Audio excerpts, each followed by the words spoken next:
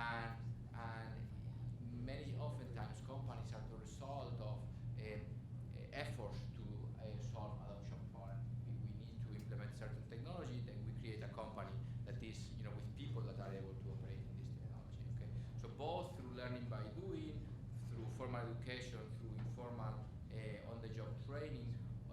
That's how knowledge is formed to adopt the technologies, but that generates a vicious circle by which if you don't have the technological knowledge, you cannot adopt the technologies. But if you don't adopt the technologies, then you're not going to create new knowledge that you need to continue adopting. Okay, so as a result, you have this big source of divergence. Okay, by which technology and knowledge are interlinked, and it's very hard for poor countries to catch up.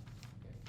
Now, the question is, well, given that these are the dynamics, the natural dynamics of technology, okay, technology is going to lead to this natural divergence, what can governments do to correct this vicious circle? Okay. And so, standard innovation policy, which is based on subsidizing R&D, I don't think is going to be the answer, okay, because here the problem is not the price. The problem is not that technology is expensive. The problem is that there are all these other inputs that have to do with knowledge that you don't find in the market. There is no market for knowledge. Okay? So subsidizing innovation, subsidizing technology adoption, that's not I think, going to solve this issue. Problems have to do with the lack of ability to produce knowledge and the lack of ability to allocate knowledge from those that have it to those that need it. So in a given country, there are people that have lots of technological knowledge, often sitting in engineering schools, in technical schools, but those are disconnected from companies that need that knowledge to implement the technologies. So the problem is how to connect those that have the knowledge to those that need it. Okay? So this is the theory portion of my presentation. There is an applied portion, which is that over the last 6 months, I've been advising the Prime Minister of Malaysia on these same topics. Okay? So basically, Malaysia is a country that has been doing very well in many dimensions, but it's falling behind, or is likely to fall behind in the future because there is a knowledge gap. They lack this technological knowledge. Many companies are unable to adopt frontier technology because they don't know very well what to do with it. They don't know very well how to implement it. Okay, so I basically implemented. I made a proposal. That proposal was approved, and I'm in the process of implementing it now. Implementing what I call some policies to develop a knowledge-friendly ecosystem. Okay, this is an environment where you're going to have research institutes, public research institutes that are linked to technical schools and universities, and that are going to match this knowledge that sits in universities with companies that need it to solve their technological problems. Okay, so this ecosystem basically is going to have these actors, these headquarters of the public research organization. There's going to be different institutes, each of them specialized in a field of science and engineering, and linked to a frontier university in that particular field. And then there's going to be lots of companies that have lots of potential technological problems that can be addressed by these institutes. Okay, and so what they will do is basically they will engage in a research contract with these headquarters of the public research organization, by which they will pay a certain amount of money that will be basically marginal cost of developing the project plus a small markup, in exchange for having the public research organization assemble a team of experts in the topic that will try to solve this problem. Okay, so in that way, the companies will not need to know where to go to solve this specific problem. They will go to these headquarters, and then they will just sit back and relax, and the headquarters will provide the incentives to these institutes to exert the right effort and to accumulate knowledge by themselves by doing applied R&D in the relevant fields. Okay, so by in this way, we will not solve only the reallocation problem, the misallocation problem, but also the problem of accumulating knowledge that we will need in the future to solve these problems. Okay. Here you have 5 minutes. Yes. Well, I'm about to finish.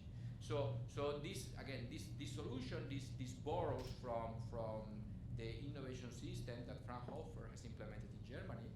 But here the idea is not only to do applied R&D. Here the idea is also to try to assimilate knowledge from other countries that are frontier, okay, but that are way ahead of where Malaysia is sitting right now. Okay, so these institutes, they will not only do applied R&D as Fraunhofer institutes do in Germany, but they will also try to learn what knowledge, what technologies exist out there in order to bring those technologies to the companies that need them in the future. Okay, so this way of organizing the innovation process, it's quite different from what many public institutes do right now.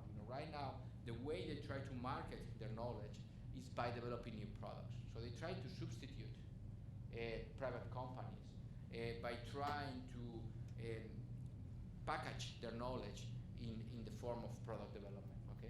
Now that's very different, and I think in general very unsuccessful, because public research institutes are quite inefficient in understanding what markets really want, what type of products consumers demand, and so on and so forth. It's much better, I think, that they try to bring their knowledge to the market, not in the form of new products, but by waiting for companies to come with specific problems. Okay, and then once you are presented with a problem, then you use your knowledge to solve the problem.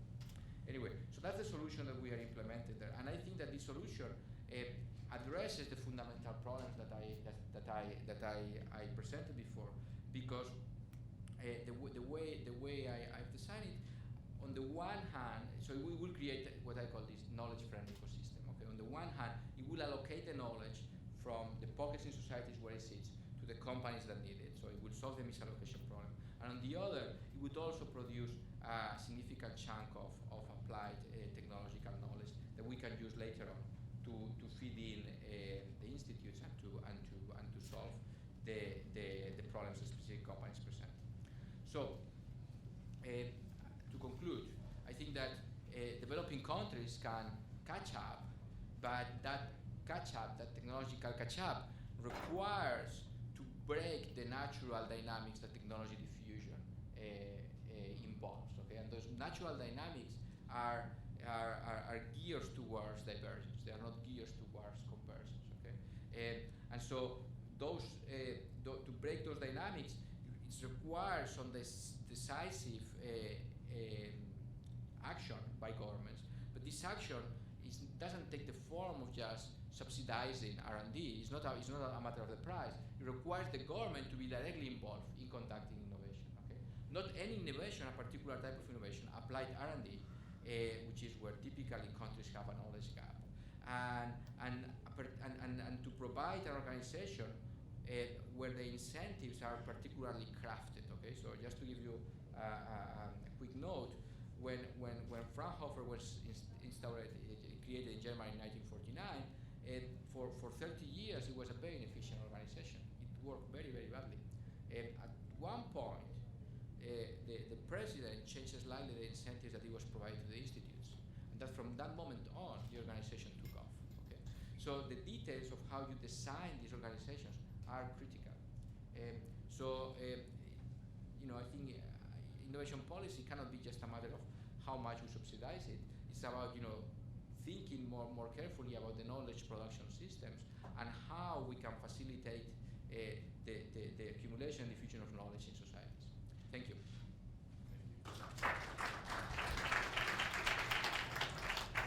Can everybody hear in the back okay? Were you able to hear that? Okay, great. Next up is Mario.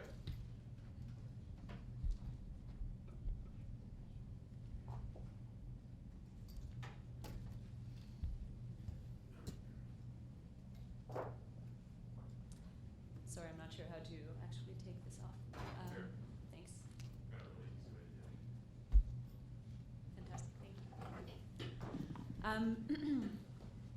So I think I would like to tell a few stories to begin with about technology adoption and the type of innovation that we see in developing and emerging markets. Often when we think about innovation, we think about the 3D printer, or we think about electric cars. But at the same time, these are very costly innovations. They're time-consuming. They require skills. And at the same time, even if we did them, we might not know how to market them and actually commercialize them and get them to the market.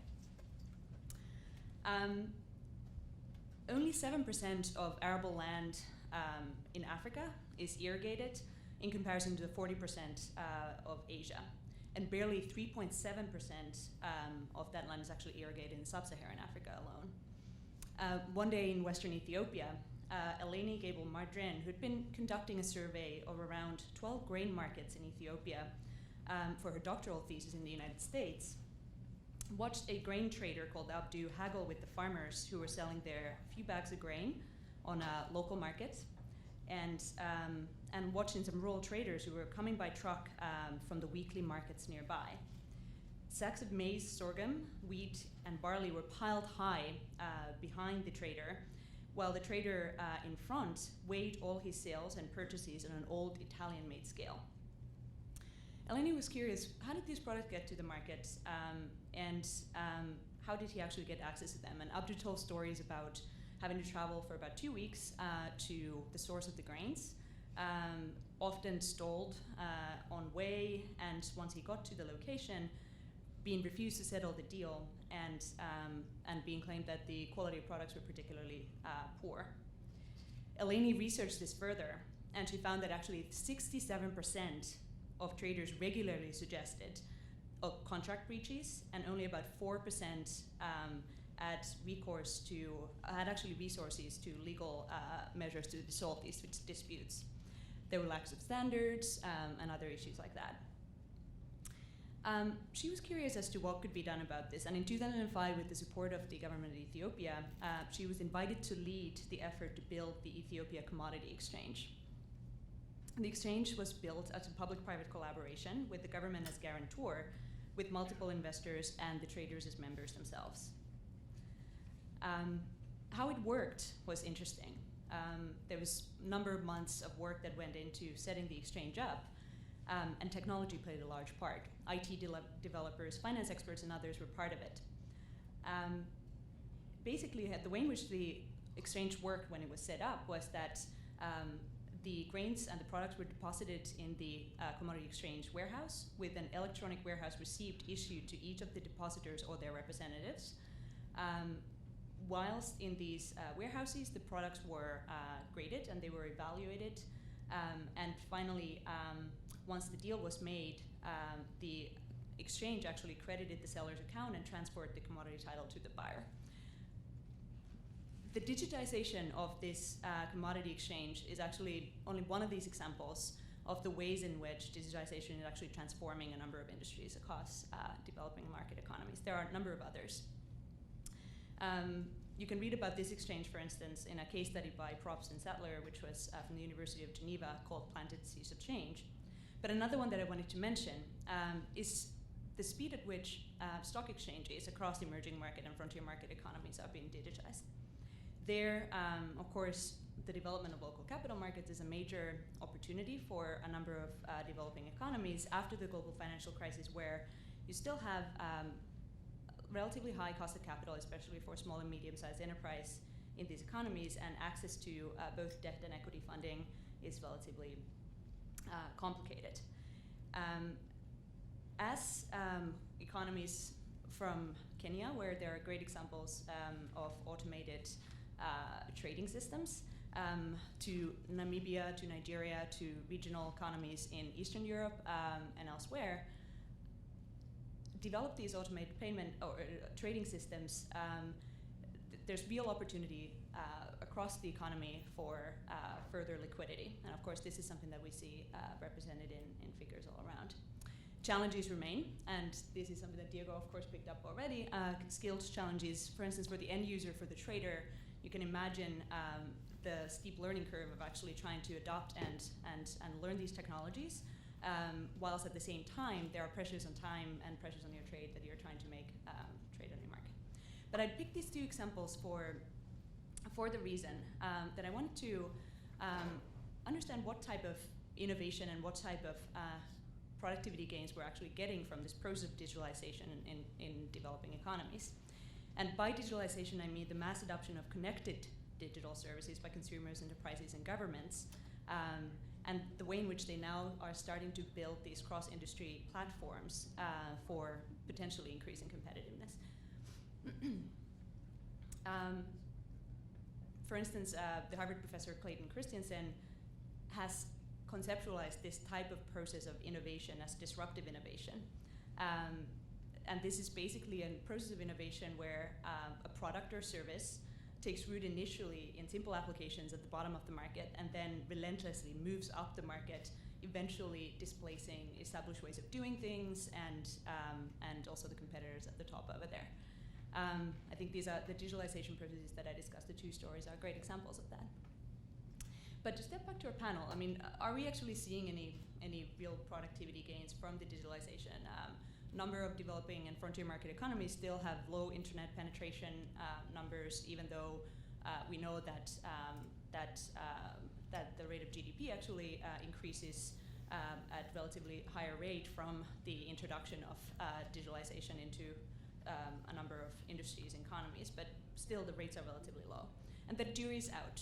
The debate between those who believe that technology is about to bring about a kind of a third industrial revolution across the developing world as well as the advanced world are directly in opposition with those such as Robert Garden, who believes that actually we haven't seen fundamentally relevant figures of increase in labor productivity or standard of living in consequence of the innovations that have been introduced to the market globally over the past 10 or 15 years.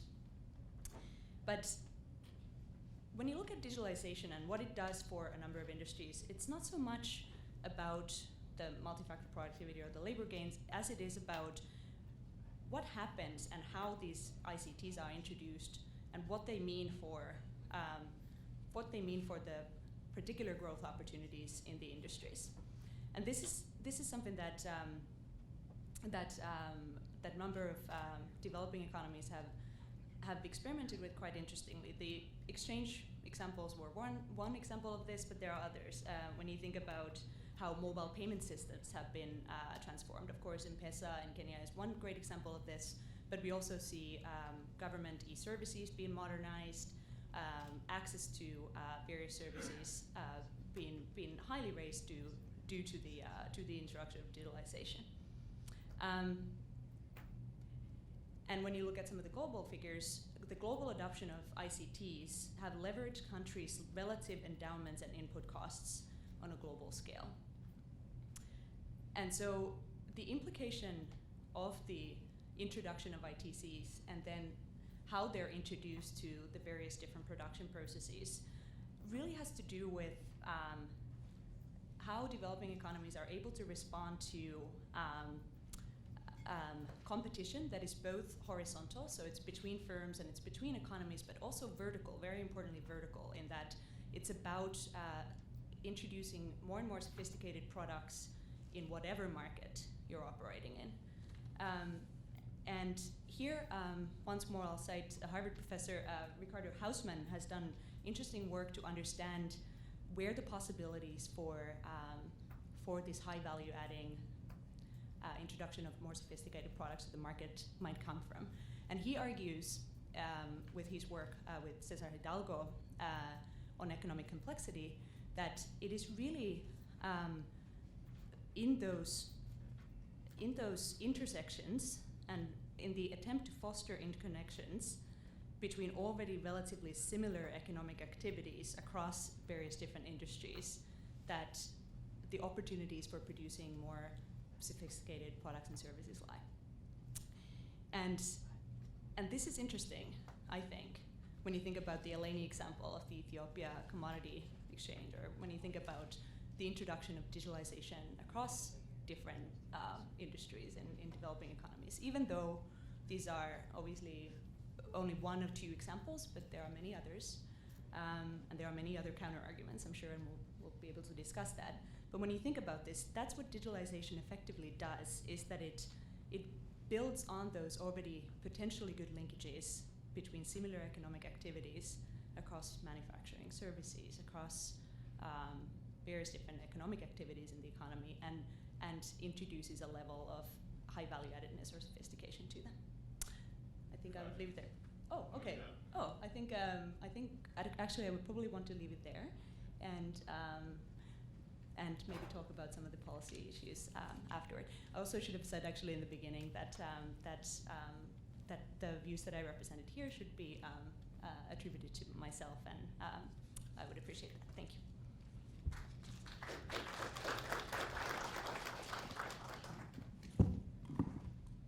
Next up, we have Bill Zonik.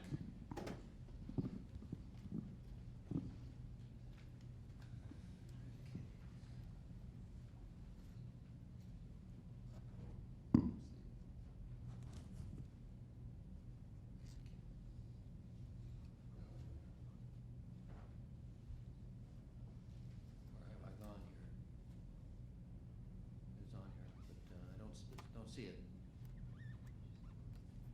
They have the technical people there because he put it on here, and then now I don't see it. I have it on. No, this is on. I just went over it for you, unless he didn't. Let's see if I can just close this. Just close that. Okay. He put it on. Maybe he didn't put it on the desktop.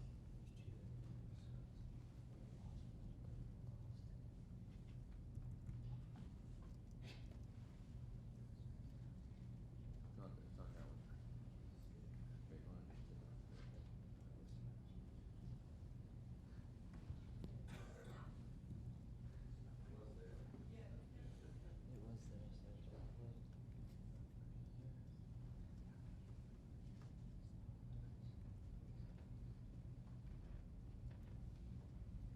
There it is.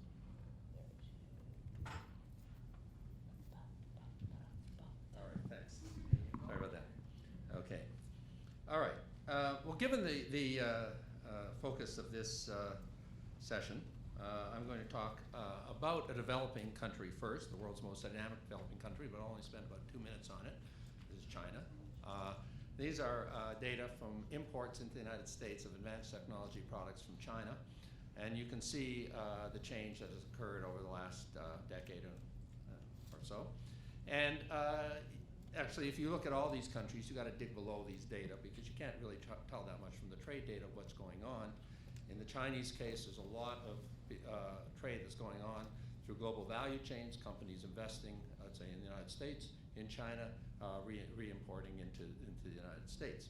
But one of the projects that I've been involved in is, for a long time, is what I call China's Path to Indigenous Innovation, looking at the role of the state in investing in physical infrastructure, human infrastructure, the education system, investing in roads, way ahead of the emergence of the automobile industry, investing in steel, way ahead of demand, because if you hadn't invested in steel, you couldn't have China now being the biggest producer of automobiles in the world.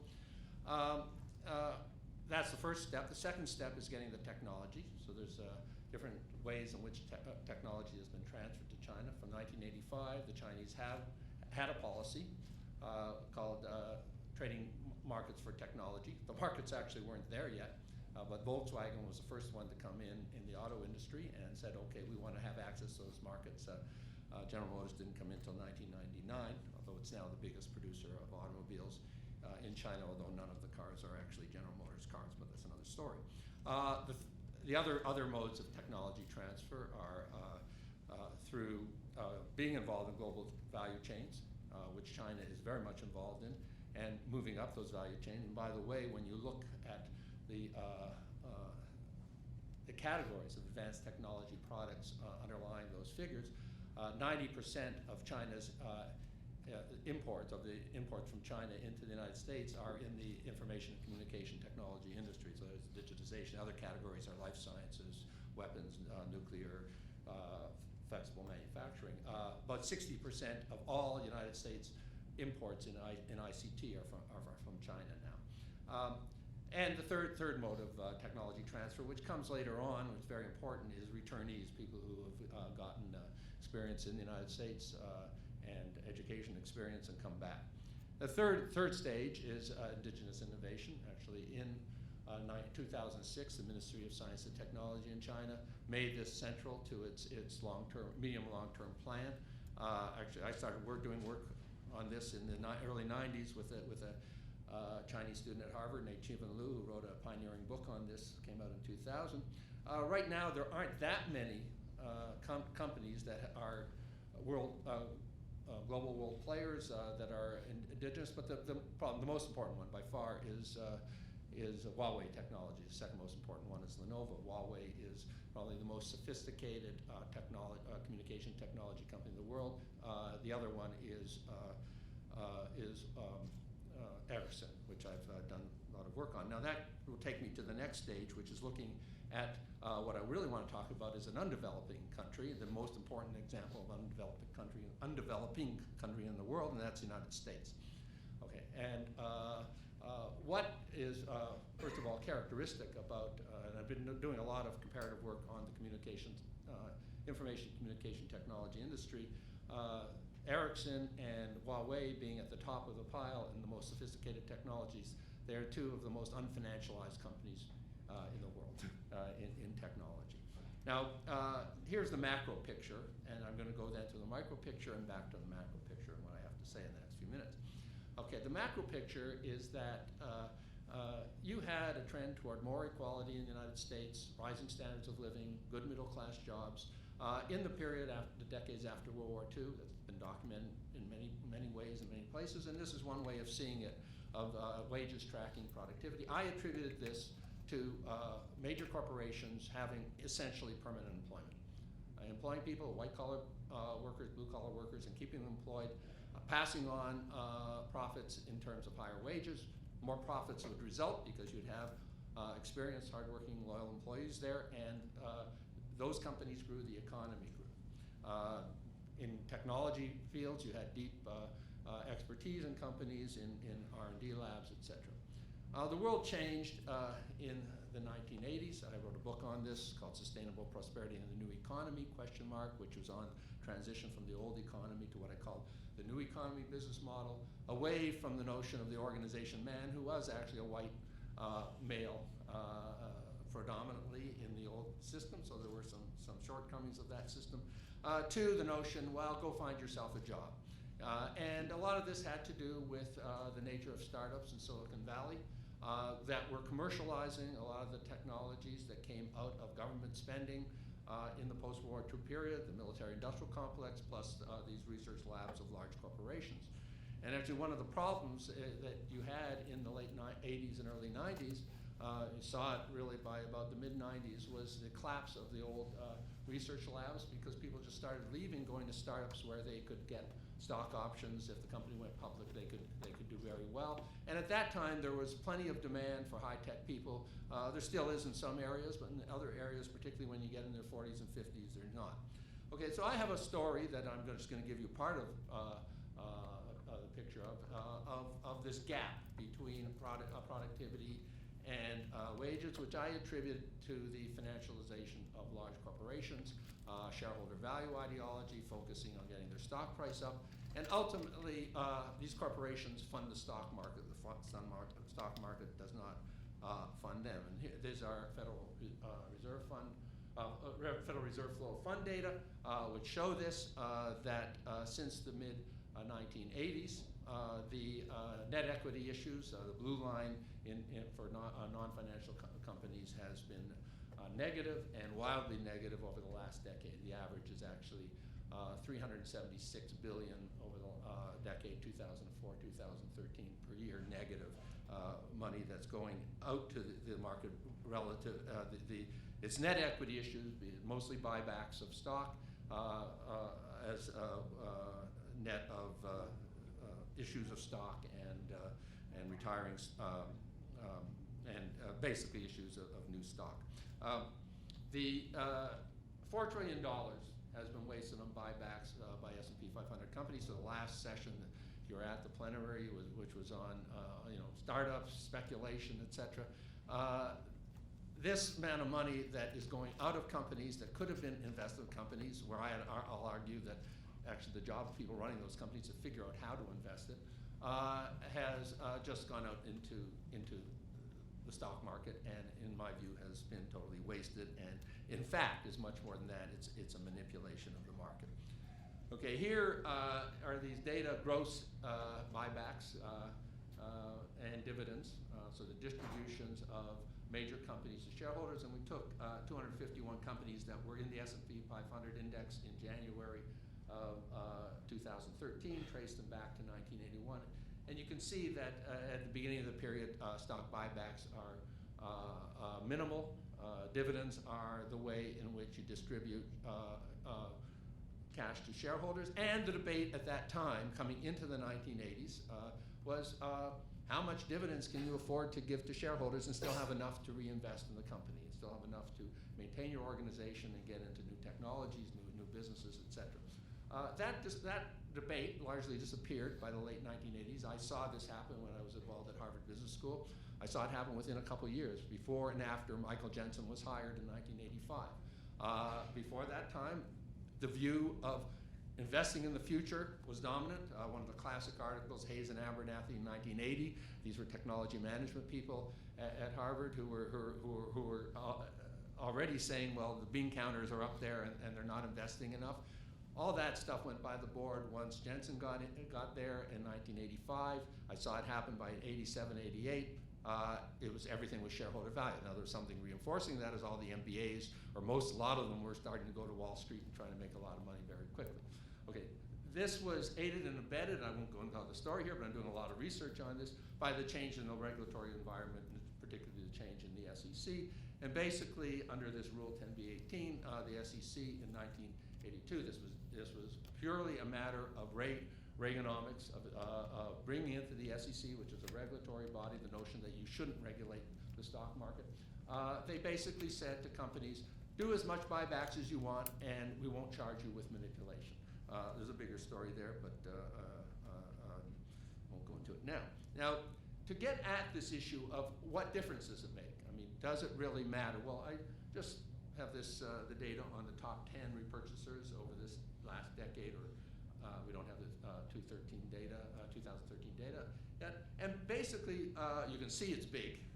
You can see virtually all their profits and more are going to buybacks and dividends. And then the question is, what difference does it make? Well, so one of the things that you quickly find if you try to understand this is that each company is unique. And there's a different problem that arises if you start looking at this. So I'll just give you some examples. So ExxonMobil, okay, the biggest repurchaser, we need alternative energy. Well, why isn't some of that money going to alternative energy? Actually, Microsoft and General Electric, the heads of those companies formed something called the American Energy Innovation Council, where they're lobbying the government to triple money spent on clean energy. And the amount that those two companies alone spend on buybacks per year is equal to the amount that they want the government to spend. Intel lobbies the US government for more spending on nanotechnology. For this period, 2003 2012, Intel itself, one company, spent about 4 times or 4.5 times on buybacks as the whole national nanotechnology initiative.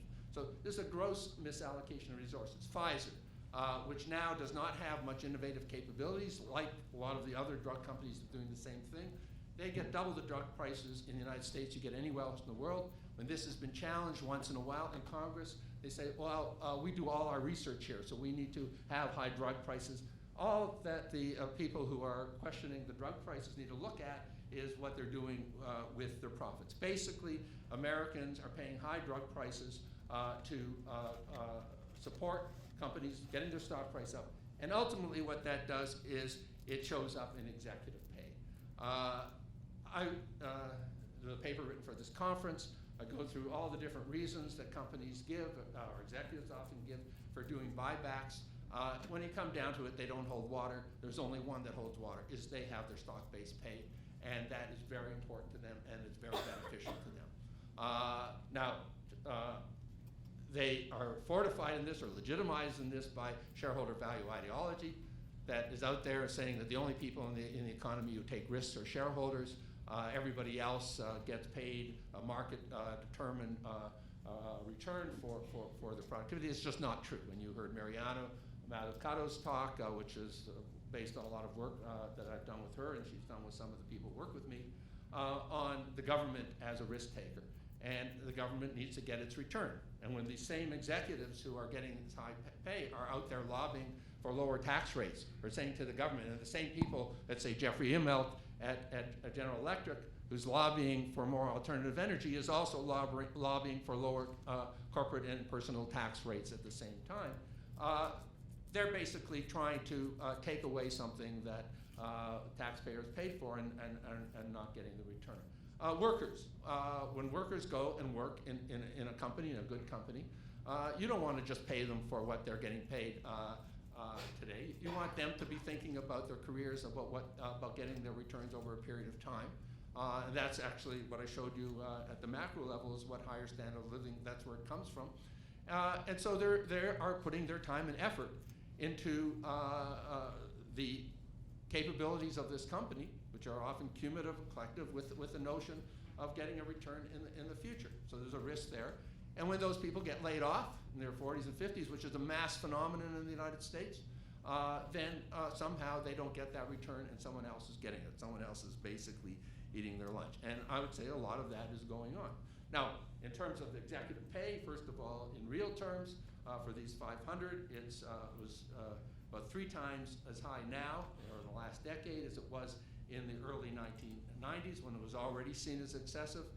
It's now, when they try to do AFL-CIO does average CEO to average worker ratios. It was 40 to 1 in the early 80s, 100 to 1 in the early 90s, 500 to 1 or more in 2000, about 300 to 1. I talked to people at the AFL-CIO. I said, forget about that ratio because it's so out of whack that's not the issue. The issue is how did it get there? And how did it get there? It gets there, and there's plenty of stuff. It's not my stuff. There's plenty of people who have written on executive pay. There's a club of people who all have an interest in higher pay. There's consultants. They all hire the same consultants to benchmark each other, and they never say, oh, you should get paid at the average. You should always get paid at more average because your CEO was hiring you. Of course, there's no ordinary CEO. There's what I call stock-based stuffers, like stocking stuffers at Christmas. The stock price falls. Yeah, every once in a while a CEO is thrown out. But more often, what happens? Again, this is well documented by people who've looked at this stuff. The compensation committee says, oh, we got to keep these people to leave, the stock price down, it's not their fault, give them lots more stock-based pay, and now your job is to get the stock price back up. So there's a ratchet effect that occurs here. And then there's insider trading. There's actually a lot of opportunity, which has never been even investigated over the last 30 years by top executives, to engage in insider trading when they exercise stock options. Because they are the only ones who know when the buybacks are being done. No one else knows. And in fact, as I showed you on a previous slide, in 1991, as part of its deregulatory stance, the SEC said to top executives, you don't have to wait 6 months from the time you exercise your options under short swing profit rules, insider trading rules that existed since 1934, because we're going to say that that 6-month period starts when you get the grant of the option, not the exercise. And the grant's always at least a year before the exercise, so you can exercise the options, sell them. Okay. Last part of this, back to the macro. When you look at the Piketty and Say's data, everybody's using this, looking at this. They actually get it from the IRS. The IRS doesn't separate out stock-based pay from other forms of pay. So they call it salaries. Salaries actually for those 500 are about 4%. Now 4% is not bad because it's about $1 million, but it's just 4%. 65 to 85% is stock-based pay. It shows up in these data. It also shows up in the capital gains data, the biggest components. And so the stock market is huge and things related to the stock market. Finally, at the macro level, when you add it up, what you see is once you start looking at companies that are central to the economy, there have been fundamental changes in employment relations that have occurred over the last 3 decades. I call them rationalization, which are plant closings, marketization, the end of career employment with one company, and then globalization, the offshoring of jobs around the world. And one of the arguments I make, and I'll just end on this, is that initially there are some reasons to change employment relations. There's a need, you can't always give people jobs for life, particularly once you get into a globally competitive environment. Globalization is a very good thing. The development of the rest of the world is a very good thing. The United States does not have any monopoly on being an advanced country. But if that's going to happen, the companies that are central to the economy have to reinvest in good jobs. And they have not been doing that. And if you want to look at what, I guess you'll go hear Larry Summers talk about secular stagnation, this is a different take. It's not the government, it's what's happening in companies, and we got to have a different governance system of companies to control this financialization if you want to have what I call sustainable prosperity. Thanks.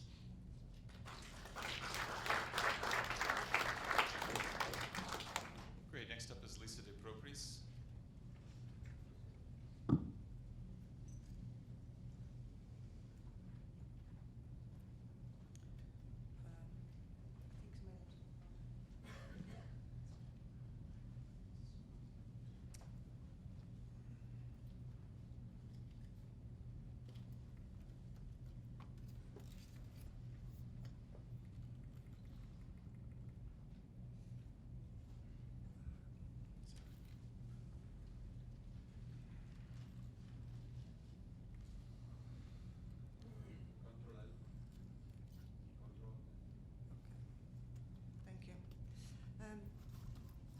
Thank you very much for the invitation to be here today, and it's a pleasure to engage in this quite diverse panel. What I want to present today is actually the outcome of a project, a European-funded project on welfare work and wealth for Europe. The focus of my presentation will really be Europe, so we are changing a little bit, again, the geography of the talks. Europe is going through, a period of depression. It's coming out very slowly from this depression, long period of austerity. The narrative around austerity has also meant very little aspiration for policy support. However, the project in itself is actually meant to understand how and why, through what ways can actually Europe trying to kick off its growth again, to pursue, economic, sustainable economic growth and prosperity. And really the core of this aspiration is to look at innovation, because despite everything, productivity gains can only be achieved through innovation and technological change. So the opportunity that I'm talking about here is about exploring how the European innovation system actually need to create and anchor some of those technological capabilities which are at the core of the new, what I would say, technological paradigm. And I will say a bit more about this in a minute. In reality, a sustainable growth and prosperity can only be achieved if Europe is committed to really trying to create and anchor those technologies within Europe. And the argument that the European Commission is making very strongly is that these technological capabilities, they require Europe to be a leader, not to be a follower, to lead on some technological changes which are occurring now in our lifetime. In our project, we looked at what makes innovation radical, what makes firms being radical innovators. Because of course, if we have firms and we sustain firms which are radical innovators, they will bring this innovation, through the system, and this will kind of permeate the economic system. I mean, Europe is a high-cost economy, like most advanced economies. So the only way for them to be competitive is to be on the frontier, or to push in the frontier, to be almost, on the edge of that frontier. And what the last financial crisis has shown as well is that Europe cannot imagine itself as being a service economy only. We must be able as Europeans to make things. And to make things that be competitive, we have to make things which are absolutely very high in technology content, design, ICT, really to be on the frontier. And this kind of project really goes at the heart of that. What is the manufacturing of the future, which Europe must be able to anchor within its economies. The starting point of my research has really been completely serendipitous, because I came across some work by Kondratev on the long waves. Well, he was arguing quite a long time ago that there is a kind of a connection between the cycle of the world economy in terms of growth, which goes through up and downs, and the occurrence of technological changes, steam, cotton, electronics. And the argument that we are kind of seeing more and more around is that actually we are going through one of those technological revolutions. At the same time, we are somehow at the dip of a global, we are basically almost coming out of a global dip. So there is a huge potential for not wasting this crisis and really trying to capitalize on these uncertain times. The point of these curves is that when a new technological revolution takes place, there is a huge increases in productivity. The exhaustion of these technological changes will basically slowly peter out.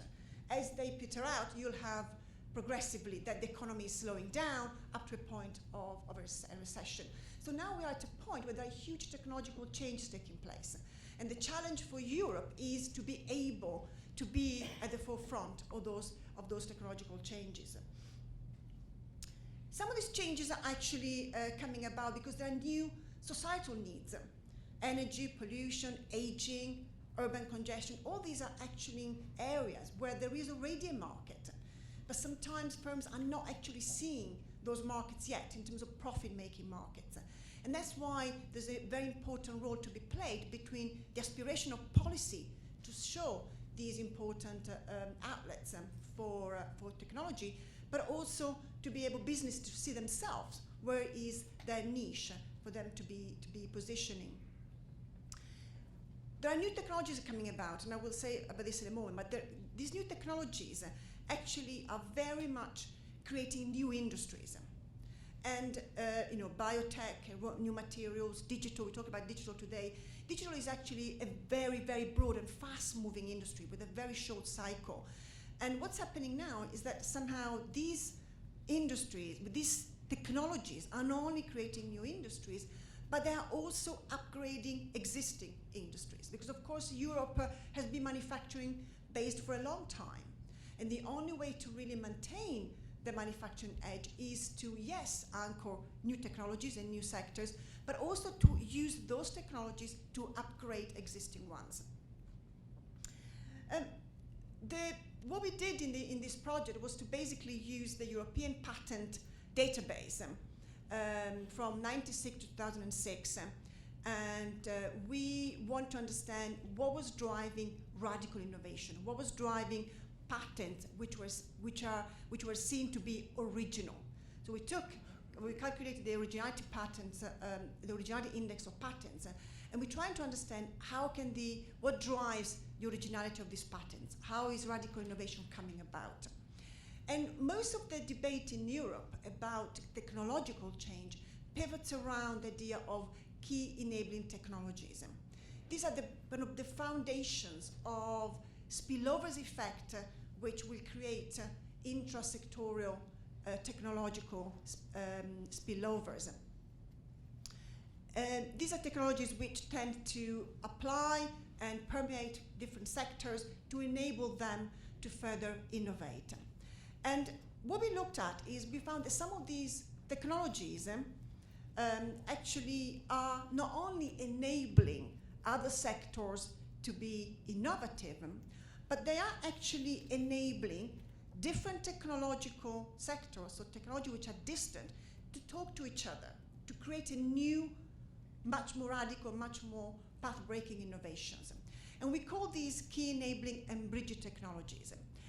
These are very powerful because not only they can create vertical spillovers which are intra-technological, but they can actually create inter-technological spillovers, i.e.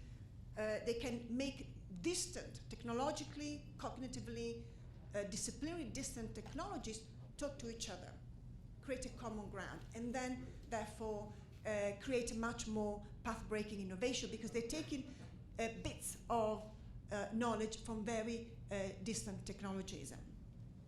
And in the paper that we have, of course, we develop all this. There is an empirical model, and it's much more sophisticated. But why does it matter?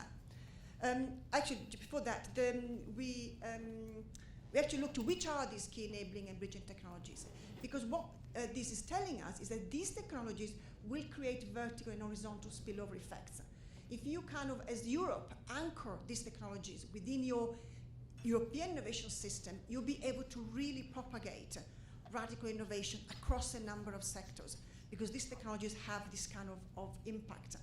And so, in a sense, from a normative point of view, these sectors very much are aligned with some of the priorities that the European Commission has identified, and some are not. So the interesting now for us is to take this back to the European Commission and to debate with them what are the opportunities for taking this a bit further.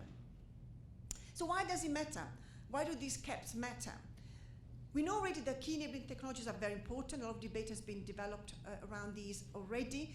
The idea of the key enabling and bridge technologies is that they are slightly more powerful technologies because, of course, they enable that kind of combination of distant technologies to actually create much more path-breaking innovations. And what we found is firms which are able to access CAPS, and also we found that firms which are able to be more technologically diverse, they are much more radically innovators than they would otherwise be. And this is very powerful from a normative point of view, because it's telling us that if Europe wants to be really on the frontier of technology, to be able to really being able to compete as a high-cost economy, it has to really invest in these sectors, develop them, but also develop a national and regional innovation system model, like a triple helix around these sectors.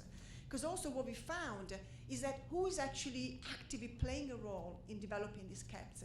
And what we find that actually universities and public research organizations are very important, because they are not only able to access distant technologies, but they're actually able to combine them, make them talk to each other, therefore they're able to produce more general patterns.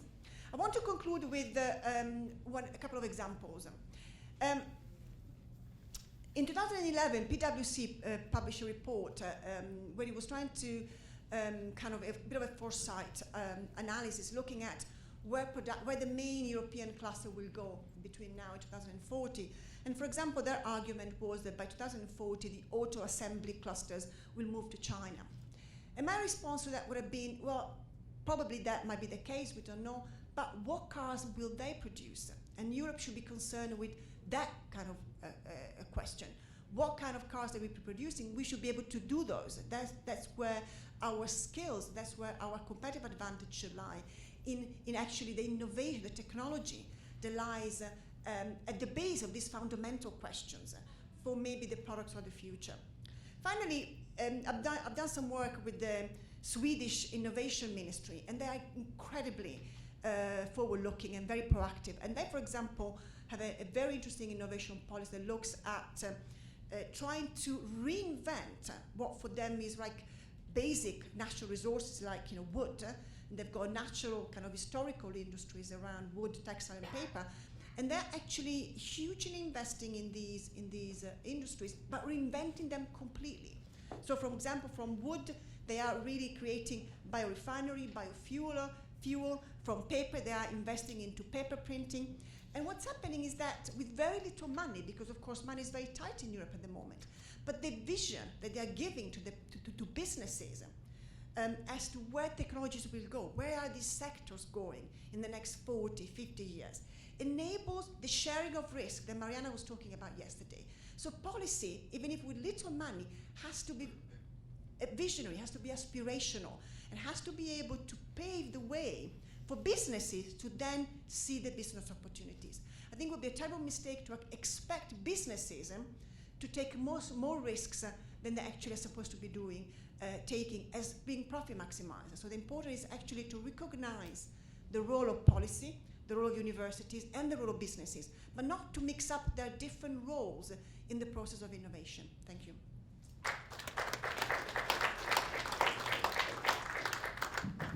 Great. Well, we've got half an hour for Q&A. We're going to do this a little differently. If there's